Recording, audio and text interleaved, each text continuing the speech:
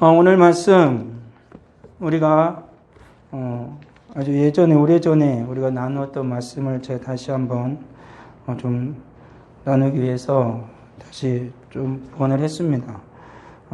보니까 사도행전을 강의한 데를 찾아보니까 2015년, 16년, 17년 그쯤 됐더라고요. 오늘 말씀은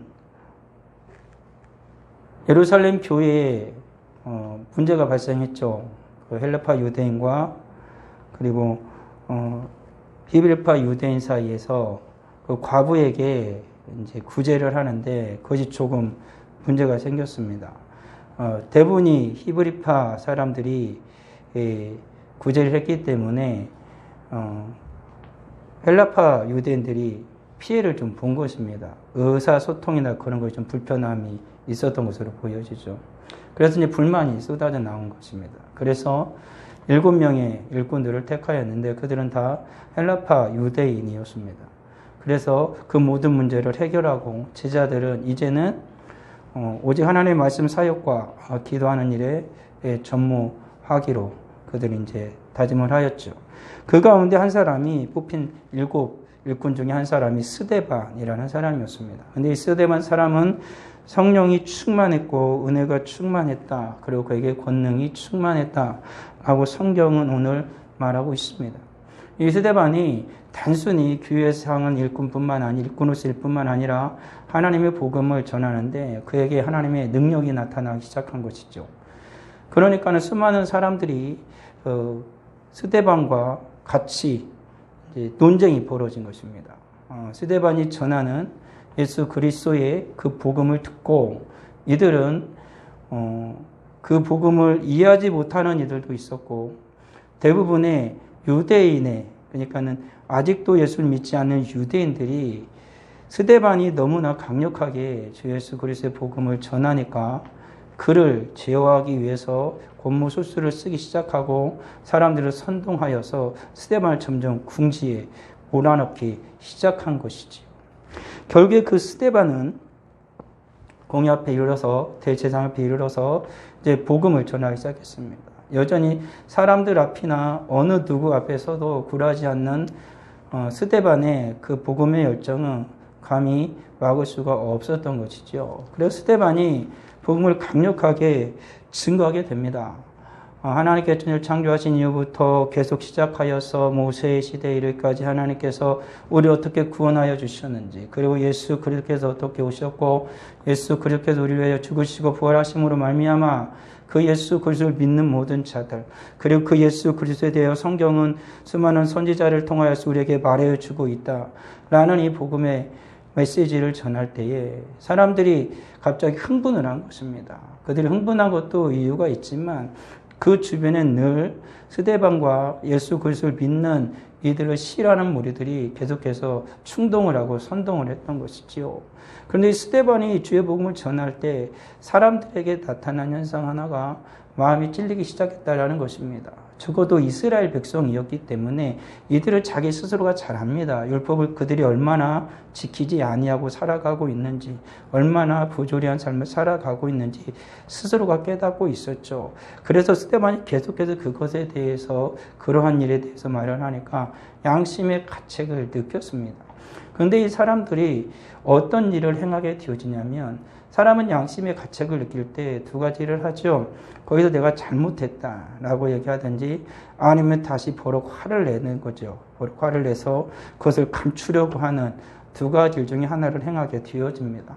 앞서 베드로가 예수 그리스도의 복음을 전할 때는 사람들이 마음이 찔렸고 회개하는 자가 너무나 많아서 4,000명이나 주님의 제자가 되었지만 여기에서 주의 복음을 들을 때 이 사람들은 양심의 가책을 받았지만 오히려 선동하는 무리들에게 그 마음을 빼앗긴 나머지 스데반을 향하여 돌을 들어 던졌습니다. 그리고 스데반은 그 돌에 맞아 죽게 되어진 것이죠. 이들은 지금 똑같은 위기의 시대 속에 살아가고 있었습니다. 로마가 점령을 하였고 계속해서 이스라엘 내에서는 그러한 상황 가운데 위기가 점점 크게 발발하고 있는 그러한 시대적 상황이었습니다. 그런데 그 속에서 예수 그리스도께서 이스라엘을 긍휼히 여겨 주셔서 그곳에 오셨고 그리고 그들 위하여서 십자가 박혀 죽으셨습니다. 그리고 그들이 그토록 바라던 메시아, 진정한 예수 그리스도의 생명의 말씀을 그들에게 주었음에도 불구하고 깨닫는 자도 있었지만 깨닫지 못하는 자도 있었다는 것입니다. 하나님께 이 세상을 창조하시고 인류가 이 땅에 거하면서 하나님은 끊임없이 은혜를 인생들에게 베풀어 주셨습니다. 그렇지만 하나님이 은혜를 베풀어 주실 때에 마치 예수께서 2000년 전에 오셔서 십자가에 죽으시고 부활하심으로 말미암아 진정한 구원의 은총을 베풀었어도 모든 자들이 주께 나오지 않은 것처럼 하나님께서 모든 인류의 역사 속에서 끊임없이 하나님께서 은혜를 베풀었음에도 불구하고 모든 자들이 하나님의 은혜 가운데 머물러 있었던 것은 아닙니다. 성경에서는 몇몇 사람들을 들어서 그들이 하나님의 은혜 가운데 있었다라고 성경은 말하고 있는 것이지요. 아담의 아들이었던 그 셋이 낳은 에노스, 그가 비로소 하나님을 부르기 시작하였고 사람들이 그때부터 하나님께 예배를 하기 시작하였다라고 성경은 말하고 있습니다. 에노스라는 사람이 있었고 그리고 시간이 한참 흘러서 사람들이 여전히 죄악에 관영한 그러한 속에서 살아갈 그때에 하나님께서 은혜를 입은 한 사람, 노아라는 사람이 있었습니다. 결국에 하나님께서 그들을 심판하셨고 그리고 인류는 모두 다 몰살당하게 되어지죠. 죄의 대가인 것입니다. 그러니까 하나님께서 베푸신 은혜를 거역한 그 죄가 얼마나 큰지를 하나님께서 보여주신 것이지요. 결국에 노아와 그의 가족들만이 살아나게 되어지죠. 그 이외에도 하나님은 끊임없이 이스라엘을 사랑하셔서 그 아브라함으로부터 시작해서 그들을 불러내었죠. 그리고 그럼에도 불구하고 이스라엘은 계속해서 범죄합니다. 애굽에 먹을 것이 없어서 애굽에 갔지만 그것은 결국에 종살이를 하게 되어지고 하나님께서는 그때 하나님의 사람 모세를 부르죠. 그래서 이스라엘을 다시 한번 출애굽시킵니다. 그들에게 구원의 은혜를 베풀어 주신 것이지요. 그렇게 구약의 역사가 끊임없이 다 흘러가고 또다시 포로 생활을 하는 그 모든 역사 가운데 주님이 오실 때가 되어져서 하나님 마지막으로 선지자 세례 요한을 보냅니다. 그 세례 요한이 예수 그리스도께서 오실 그 길을 준비하는 자가 되어졌죠. 오늘 살아가는 이 시대 속에서도 하나님께서 끊임없이 은혜를 베푸십니다. 그렇지만 하나님의 은혜 속에 살아가는 이들이 있는가 하면 그렇지 못한 이들이 있는 것이지요. 오늘은 우리가 읽은 성경 말씀을 통해서 똑같은 시대 속에 살아가지만 모든 자들에게 하나님께서 은혜를 베풀어 주시지만 그 은혜를 모든 자들이 받고 사느냐? 그것은 아니다라는 사실인 것입니다. 그것은 일반적인 이 세상 속에서도 그렇고 하나님께서 부르신 거룩한 교회 공동체의 성도들 가운데서도 그렇다라는 것을 우리는 알아야 하는 것이지요. 제가 오늘 말씀을 전하는 이 시대에 똑같은 2021년도 8월 8일에 우리는 살아가고 있습니다. 그렇지만 모든 자들이 하나님의 은혜를 받고 하나님의 은혜 가운데 있느냐? 그것은 아닌 것이지요. 똑같이 하나님의 말씀을 듣지만 어떤 하나님의 말씀을 듣고 그가 은혜를 받고 하나님의 권능을 가지고 성령이 충만하여 살아가는 이가 있는가 하면 오히려 이 말씀을 전하지 못하도록 방해하는 자들도 있고 그리고 때로는 미혹되어져서 하나님 말씀을 전하는 것 자체를 싫어하고 그 말씀을 오해하거나 그 말씀이 잘못되었다라고 말하는 이들도 생겨나게 된다는 것입니다. 그렇지만 이러한 일들은 단순히 오늘만의 사건은 아닙니다.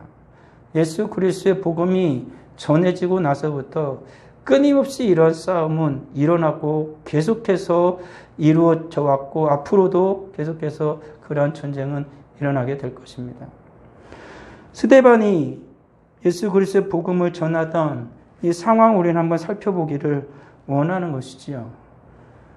오늘 스데반은 진정한 예수 그리스도의 복음을 가진 자였고 예수 그리스도의 진리 가운데 있는 자였습니다. 오늘 성경은 스데반을 뭐라고 말합니까? 성령과 은혜로 충만한 사람이었다라고 성경은 우리에게 말하고 있다라는 사실입니다. 믿음과 성령이 충만한 사람 스데반. 스데반의 은혜와 권능이 충만하여 라고 성경은 오늘 우리에게 말하고 있다라는 사실입니다. 진정 진리에 있는 사람은 하나님의 은혜와 성령이 충만한 사람이다라는 것입니다. 그러니까 진리를 깨달을 수 있고 진리 가운데 거할 수 있는 유일한 방법은 뭐냐면 하나님의 은혜를 받아야 하고 성령의 충만함을 받아야만 진리 가운데서 행할 수가 있다라는 것이지요. 그러니까 이 세상에 속한 자들이 진정한 진리 가운데 있느냐? 그건 결코 그렇지 않다라는 것입니다. 우리도 주님의 진리 가운데서 항상 행하려면 하나님의 은혜 안에 있어야 되는 것이고 그리고 성령이 충만해야 한다라는 것입니다. 그리고 스데반은 그 악한 사람들이 가득하여서 그에게 끊임없이 악담을 할 때 그의 얼굴은 붉어지지 않았습니다. 오히려 그의 얼굴을 성경은 뭐라고 말하냐면 천사의 얼굴과 같았다라고 말하고 있는 것입니다. 저도 가끔 사람들이 요즘에 그나마 좀 덜한데 나쁜 소리를 하거나 내 감정을 상하게 하면 예전에 젊을 때 얼굴 낯빛이 확 변했습니다. 얼굴표가 확 나죠. 성격이 그런 사람도 있지 않습니까? 여러분들도 그러지 않습니까? 그렇지 않은 분도 있지만 나에게 굉장한 모욕적인 언사를 행합니다. 그러면 사람들은 감정이 당연히 격하게 되어지면 감정이 동요가 일어나면 낯빛으로 나오게 되어 있습니다. 더군다나 스데반은 예수 그리스도의 복음을 전하는데 모든 사람이 달려들어 스데반을 욕을 하는 것입니다. 그런 상황 속에서 오히려 스데반의 얼굴은 천사의 얼굴과 같아졌다라고 성경은 말하고 있는 것이죠. 이것이 단순히 사람의 능력이 아니라 사람의 감정의 훈련이 아니라 이것은 분명 주님의 은혜였고 성령의 역사였던 것이지요. 오늘을 살아가는 우리들에게 진정 필요한 것은 바로 이와 같은 은혜입니다. 성령의 역사가 있어야만 이 험악한 시대를 살아가면서 웃을 수 있는 것이고 이 정말로 오해 속에서 예수 그리스도를 믿으며 살아가고 때로는 수많은 그러니까 박해 속에서 비아냥거림 속에서 살아가는 그리스도인들이 진정 주님의 은혜의 낯빛이라고 살아갈 수가 있는 것이지요. 그리고 스데반은 마지막 죽음의 순간에서 그의 마음이 예수님을 닮았음을 분명히 보여주었습니다. 사람은 잘 살아야지만 잘 죽어야 됩니다. 마지막 그의 죽음의 모습 속에서 그 사람의 인생을 모두 다 볼 수 있기도 하거든요. 스데반은 예수 그리스도의 복음을 전하다가 억울하게 돌에 맞아 죽었습니다. 돌 한 대 탁 맞고 끝나는 게 아니라 수없이 돌을 맞았어요. 그럼 만신창이 되고 피가 줄줄 흐르겠죠. 얼마나 아프겠습니까? 조그만 짱돌 하나 뭐 탁 맞아도 막 아파가지고 당당히 뒤돌아보고 막 씩씩거리면서 달려들 텐데 스데반은 그 모든 돌을 맞아가면서 마지막 그가 숨을 거두는 순간까지 그에게 돌을 던지는 자들을 향하여 원망하지 않았습니다. 마치 예수 그리스도를 십자가에 못 박았을 때 주님께서 어리석은 인생들을 향하여 하나님께 저들의 죄를 용서해 주시라고 한 것처럼 스데반도 그렇게 죽어갔습니다. 저들의 죄를 저들에게 돌리지 말라라고 하나님 앞에 기도하고 그는 마지막 그 말을 하고 그는 숨을 거두었다는 것이지요. 어떻게 사람의 힘으로 사람의 능력으로 이룰 수 있겠습니까?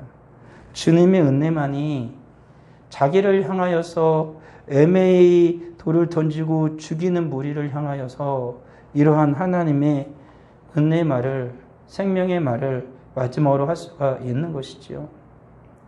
그렇지만 이와 반대로 스데반을 계속해서 공격하는 무리들이 있었습니다. 그들은 어떤 사람들이었냐면 스데반이 진리를 말하니까 스데반과 논쟁이 붙은 것이죠. 온갖 거짓된 말들을 하기 시작하는 것이었습니다.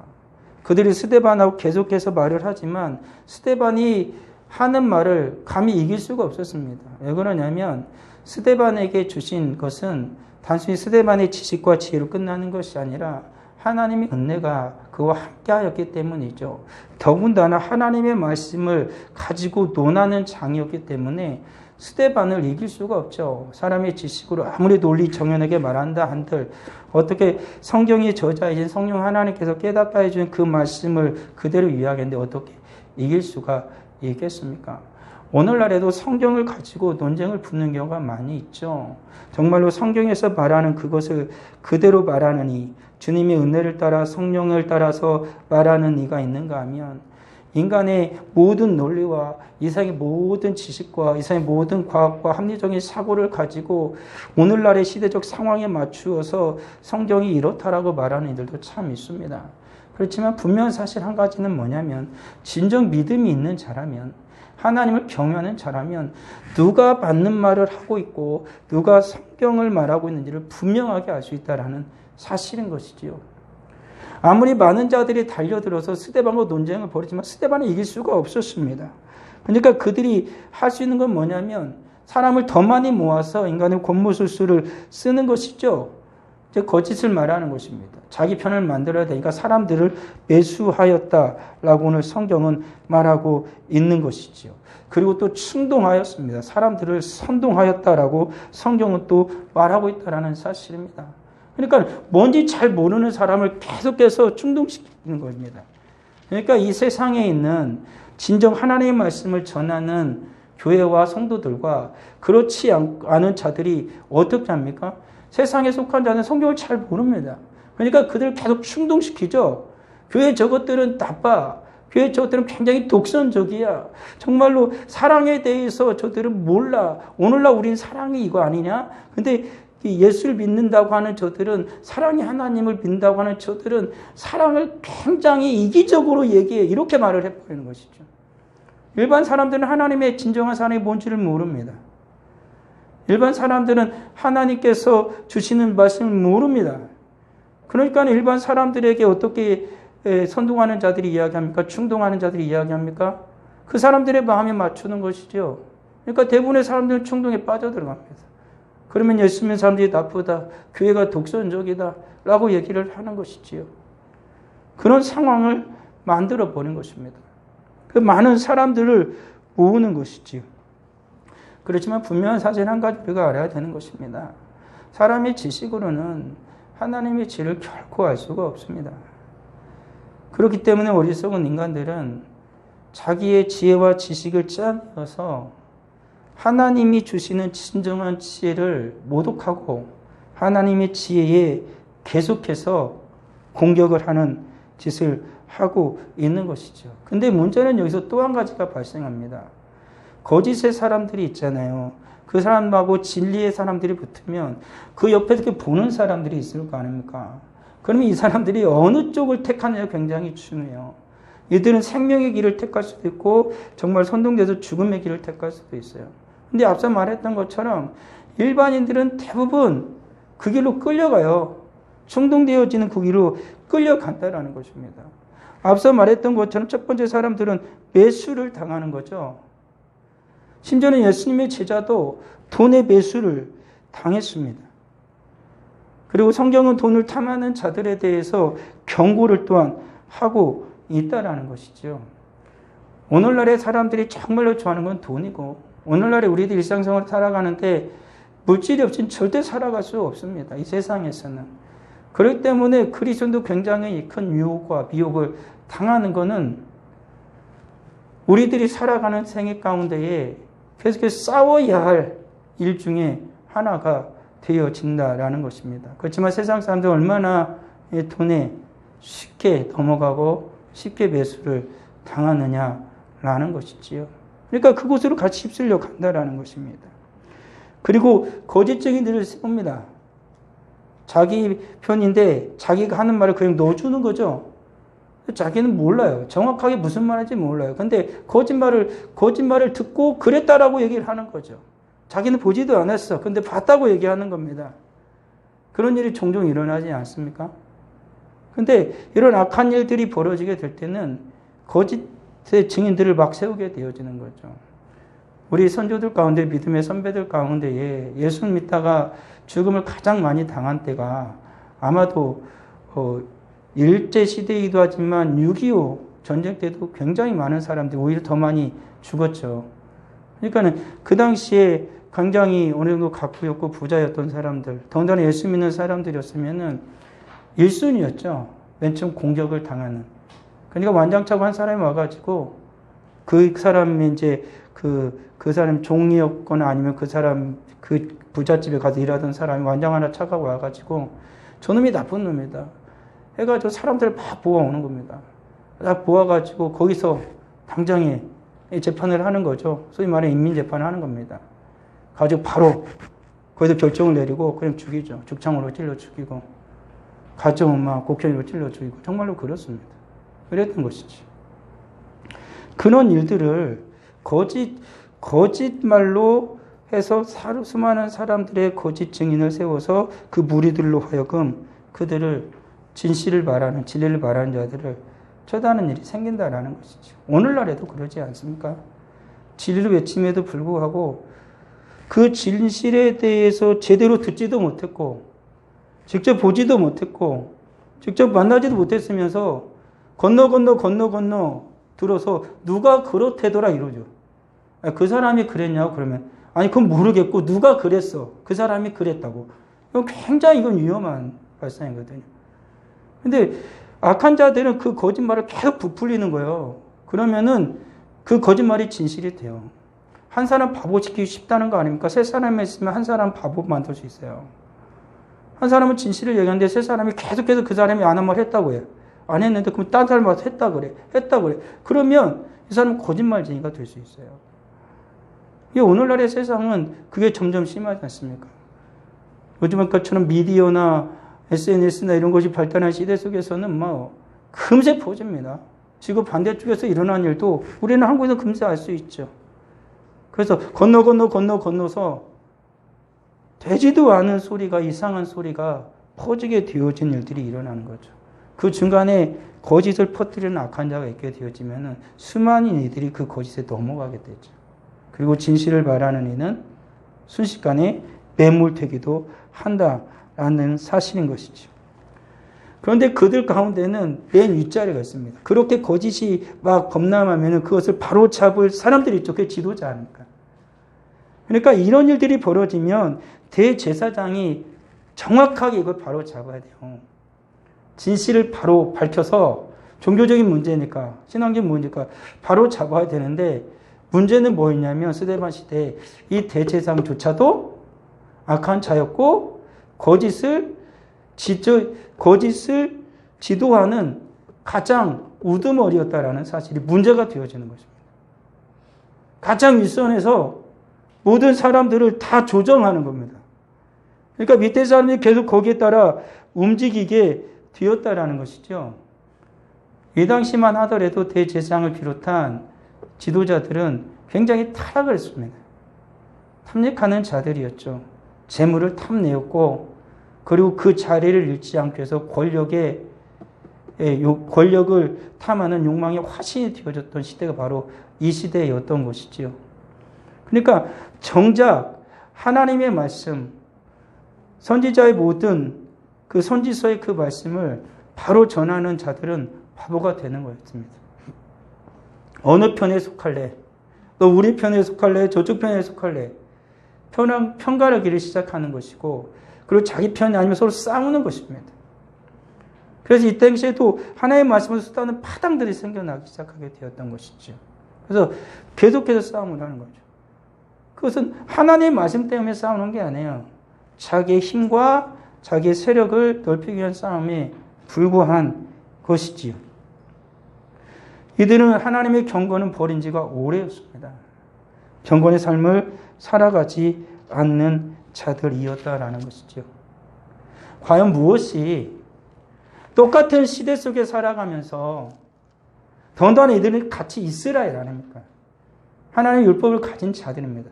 그럼에도 불구하고 어떻게 다른 삶을 살 수가 있었던 것인가라는 것이죠. 하나님의 말씀을 듣던 이 상황을 보면 됩니다. 하나님의 말씀을 듣지만 양심의 화인을 맞은 자들은 하나님의 말씀을 들으면 들을수록 화가 나는 겁니다. 화가 치밀어 오르고 자기가 어쩔지 주체할 수 없을 자기 모습에 대해서 누가 약간만 선동하면은 거기로 휙 휩쓸려 가는 거죠. 왜? 나는 저것이 싫기 때문에 같이 더 큰 거짓의 무리들을 더 큰 세력을 규합하는 것입니다. 그래서 진리를 외치는 한 사람을 궁지에 몰아넣고 덮쳐버리면 된다라고 생각하는 것이죠. 스데반의 마지막 죽음의 그 순간의 모습에서 우리가 살펴볼 수 있는 거 아니겠습니까? 그들의 양심에 찔려가지고 모두 다 있을 그때, 양심이 찔렸다는 건 그 양심의 화인을 맞은 자들이 그들이 그릇된 길을 선택하려 하고 그때 진정 하나님의 사람은 어떻게 하고 있습니까? 우리 하늘이 열리는 것을 경험하게 됩니다. 영안이 열려버린 것입니다. 얼마나 다릅니까? 한 장소에 있습니다. 같은 시간에 있습니다. 그럼에도 불구하고 전혀 다르게 반응을 하고 있다라는 사실이죠. 한 무리들은 죄악에 완전히 붙들려서 그 어찌할 수 없는 그 죄악의 본성을 따라서 주님을 거스르는 반면에 한 사람은 성령이 충만하여서 하늘이 열리는 것을 본다라는 것입니다. 오늘을 살아가는 우리는 어떻습니까? 똑같은 시대를 살아갑니다. 똑같은 시국을 바라봅니다. 똑같은 소리를 듣습니다. 그런데 우리는 모든 사람이 다 다른 생각을 할 수 없고 사람은 다 다른 생각을 합니다. 그렇지만 우리의 중심이 우리가 성령의 사람인지 아니면 여전히 육에 속한 자인지에 따라서 우리는 시대를 바라보는 눈이 다를 수밖에 없습니다. 우리는 시대를 판단하는 그 생각이 다를 수밖에 없다라는 사실인 것이지요. 그러기에 그리스도인은 예수를 믿는 우리들이 늘 하나님께 간구해야 할 것 중 하나가 뭐냐면 오늘 스데반과 같이 하나님의 은혜 안에서 성령이 충만하기를 늘 소망해야 한다라는 것입니다. 더욱이 하나님의 백성들은 하나님의 지혜인 하나님의 말씀을 늘 붙들어야 되는 것이고 하나님의 말씀 위에서 모든 것을 판단해야 한다라는 사실이죠. 스데반은 자기 생각을 말하지 않았습니다. 자기 생각을 논리적으로 펼치지 않았습니다. 하나님의 말씀을 가지고 스데반은 그대로 말을 했던 것뿐입니다. 그리고 하나님이 주시는 지혜를 따라 거기에 대해서 계속해서 공격하는 자들과 같이 하나님의 말씀을 가지고 논쟁을 벌였고 악한 자들을 깨닫지 못하는 자들을 하나님의 지혜로 스데반은 굴복시켰다라는 것이지요. 오늘 살아가는 성도는 바로 그래야 되는 것입니다. 하나님 말씀 없이 내가 생각하기에 여러분의 생각이 무조건 다 나쁘다, 무조건 다 잘못됐다라고 말하는 건 아닙니다. 그렇지만 믿는 자로서 하나님의 말씀 위에 서서 하나님의 말씀을 통하여 보건대 라는 사실 우리는 잊어서는 안 된다라는 사실인 것이죠.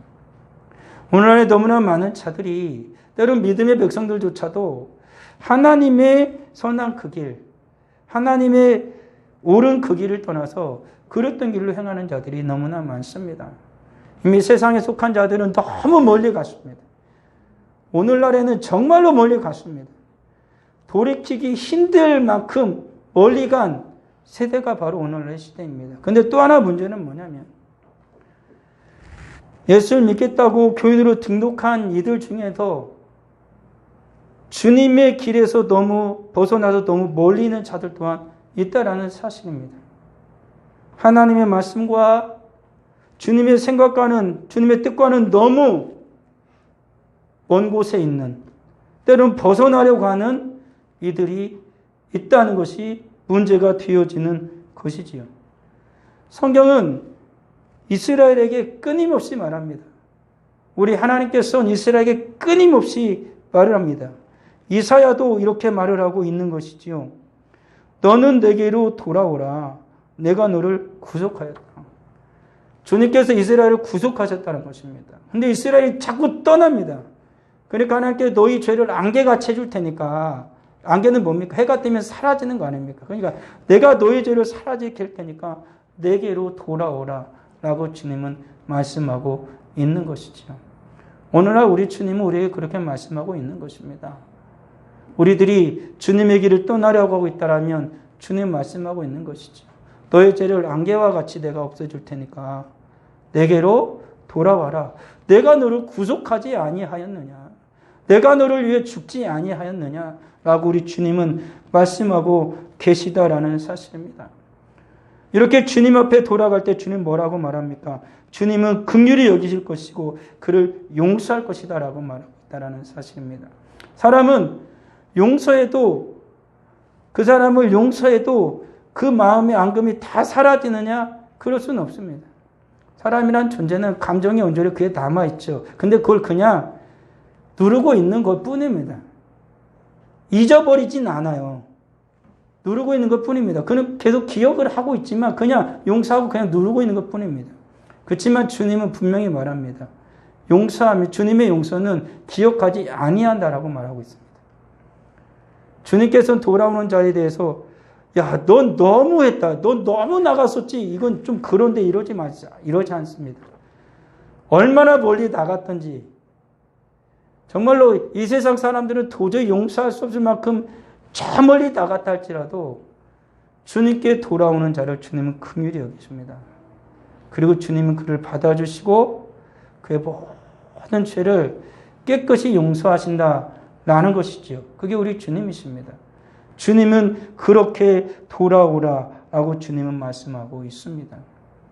근데 돌아오는 자들의 마음의 상태에서 주님 뭐라고 말하고 있냐면 이제라도 금식하고 울며 애통하고 마음을 다하여 내게로 돌아오라라고 했다라는 것입니다.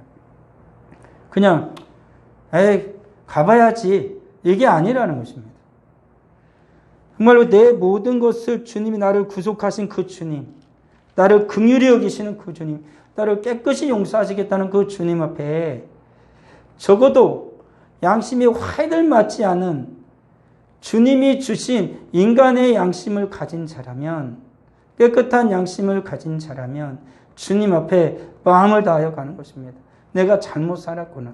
마치 집을 떠난 둘째 아들처럼 내가 어떻게 이제는 아버지라 부를 수 있을까? 그냥 나를 종의 하나처럼만 여겨줘도 감사하겠다라는 그러한 마음으로 아버지 집으로 돌아가는 둘째 아들처럼 적어도 인간의 마음을 가진 자라면 화인 맞은 양심이나 짐승의 마음이 아닌 인간의 마음을 가진 자라면 적어도 하나님 앞에 온 마음을 다하여 가지 않겠습니까? 정말 애통하고 내가 정말 잘못했다. 이건 아니었는데 울면서 주님 앞에 돌아가야 한다라는 것이죠. 어차피 하나님은 용서해 주시니까. 어차피 하나님은 모든 것을 다 사해 주시니까. 이건 굉장히 위험한 생각이죠. 누군가 어떤 사람이 말한 것처럼 하나님이 너를 용서할 이유가 뭐가 있는데, 하나님이 너를 사랑해 주어야 할 이유가 뭐가 있는데 어차피는 무슨 어차피입니까? 당연히 왜 하나님이 너를 당연히 사랑해야 되는데 절대 우리는 하나님 앞에 사랑받을 어떠한 이유도 없습니다. 장로님이 기도한 것처럼 죄로 말미암아 죽었던 우리예요. 이미 우리는 죄로 말미암아 모든 것을 다 잃어버렸던 자를 주님이 사랑하신 거예요. 아무 이유 없이 하나님이 사랑하신 거예요. 하나님이 그걸 기뻐하셨기 때문에 사랑하신 거예요. 무슨 이유가 있어서 아니에요. 하나님의 의무였던 것이 아니라는 것입니다. 그렇기 때문에 적어도 양심을 가진 우리들이라면 하나님 앞에 나아갈 때는 우리의 그릇됨을 깨달아 알고 오늘 요엘이 말하고 있는 것처럼, 요엘 선지자가 말하고 있는 것처럼 울며 애통하며 마음을 다하여 하나님께 나아가야 한다는 것입니다. 내가 잘못했구나 라는 것이죠. 내 아이가 잘못했어요. 가지고 엄마가 굉장히 화가 났어요. 근데 엄마 아빠는 언제든지 자녀를 용서할 마음이 있어요. 근데 애가 오는데 희죽희죽거리면서 오는 거죠. 어차피 엄마 아빠는 뭐 다 용서할 거야. 그러면서 엄마 아빠 짝딱 쭉쭉 치시면서 껌 짝짝 찝으면서 용서해 줄 거지? 엄마 아빠니까 뭐 당연히 용서해 주는 거 아니야?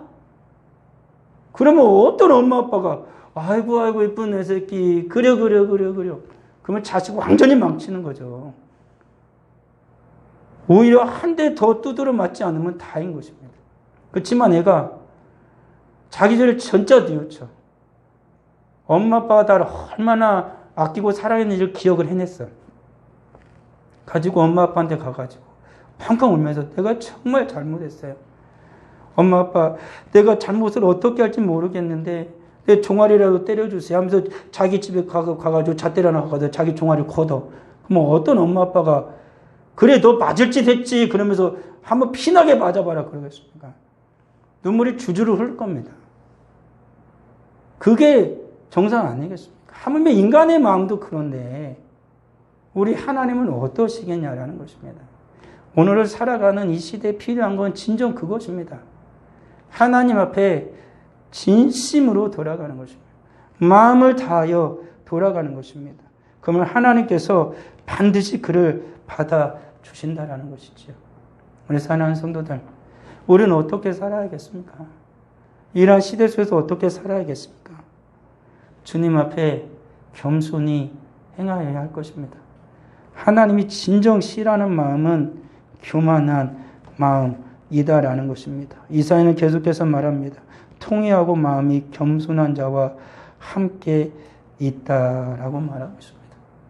우리 하나님께서는 그리고 하나님께서는 다윗의 시편에 나온 것처럼 통회하는 마음을 멸시하지 아니하신다라고 나와 있습니다.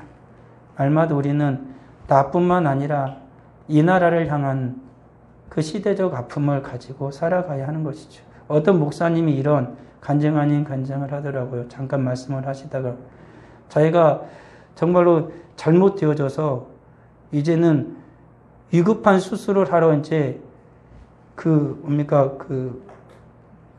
수술실로 들어가는데 자기는 이런 기도가 나오더라고요. 하나님 저 좀 어떻게 살려달라는 게 아니라 이 나라를 위한 기도가 나오더랍니다. 이 나라를, 이 대한민국을 하나님께서 긍휼히 여겨 달라는 기도가 나오더랍니다. 그 목사님은 살아나셨습니다. 그리고 지금 목회를 하고 계십니다. 이게 진정 나만을 위한, 우리 가족만을 위한 것이 아니라 이 나라를 위한 통회하는 마음 또한 우리 가운데 분명히 있어야 되는 것이죠. 더더군다나 오늘날 같은 시국 속에서는 그렇지 않겠습니까? 이 나라가 얼마나 혼란스럽습니까? 얼마나 어수선합니까? 통회하는 마음을 주님은 결코 멸시치 아니하십니다. 그리고 경건한 삶을 원하시는 것이죠. 앞에서 말했던 것처럼 수많은 타락했던 거짓의 삶들의 공동적인 특징은 경건의 삶을 떠난 것입니다. 오늘날 성도에게 필요한 것, 우리에게 필요한 건 주님 앞에서 경건하게 사는 것입니다. 하나님의 말씀 앞에서 사는 것입니다. 그리고 우리도 주님처럼 진정 원하는 것은 주님처럼 마지막까지 살아가는 거죠. 스데반이 그랬던 것처럼, 바울이 그랬던 것처럼 우리도 주님 앞에서 그렇게 살아가야 할 것입니다. 기도하겠습니다. 아버지 하나님, 은혜를 감사합니다. 오직 주님의 영광을 위해 살아가는 우리 모두가 되게 하옵소서. 우리는 같은 시대 속을 살아가고 있습니다. 그런데 어찌 그렇게 다른 삶을 살아가고 있는 것인지요.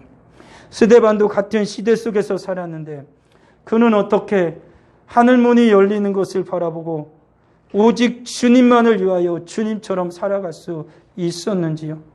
아버지 하나님, 혼란스러운 이 시대 속에서 오직 주님을 바라보고 주님 안에서 살아갈 수 있는 우리 모두가 되게 하여 주시옵소서. 그릇된 길이 아니라 진리의 길을, 진리의 삶을 살아가는 우리 모두가 되게 하여 주옵소서. 주님 앞에 귀한 예물을 드립니다. 11조의 예물을 드립니다. 감사 예물을 드립니다. 성교 예물을 드립니다. 건축원금을 드립니다. 구제원금을 드립니다. 정한원금을 드립니다. 모든 손길을 하나님 기억하여 주시고 이 힘겨운 시대 속에서 주님의 것을 구별하여 싸우니 하나님께서 구별된 은혜를 허락하여 주옵시고 성령으로 충만하게 하옵시며 오직 주님의 은혜 가운데 있는 주의 거룩한 성도들이 다 되도록 주님 은혜 베풀어 주시옵소서. 오늘 예배 함께하지 못한 주의 사랑하는 성도 주님이 긍휼히 여겨 주옵시고 불쌍히 여겨 주옵시며 속히 하나님 앞에서 함께 예배할 수 있는 그날이 이룰 수 있도록 하나님 역사하여 주옵소서. 이 나라를 불쌍히 여겨 주시고 이 나라의 모든 국민들의 마음을 상한 그 마음을 우리 주님께서 보듬어 주시고 또한 위로하여 주옵소서. 예수님의 이름으로 기도합니다. 아멘.